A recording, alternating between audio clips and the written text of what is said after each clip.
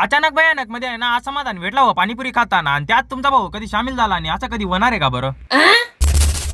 तर काय विषय पब्लिक, जय श्रीराम. मी आहे तेजस सनोने आणि विषय काहीच नाही, तुमच्या भावाला लागलेला आहे तरी पण तुमचा भाऊ डायरेक्ट गाडी चालवत होता, कारण की तुमच्या भावाला लावायची होती त्याची गाडी पहिले आहे ना रिपेअरला का बरं माहिती का भाऊ? कारण की ना तुमच्या भावाचा रिसेंटली ऍक्सिडेंट झालेला होता, ऍक्सिडेंट मध्ये ना निम्मीच्या वरती गाडी खराब होऊन गेलेली. तेव्हा पण सर्वात आधी ना आपली गाडी लावली व गॅरेजला, त्यानंतर तुमचा भाऊ 50चं पेट्रोल टाकून आलं व बाबांना बस स्टँडला ताराबादला सोडायला. बाबांना तर सोडून दिलं, पण इकडे बस स्टँडला आहे ना चारी बाजूंनी ना नारळाचे पाटे लावलेले होते. ते का बरं लावले ते तुम्ही कमेंट मध्ये सांगा.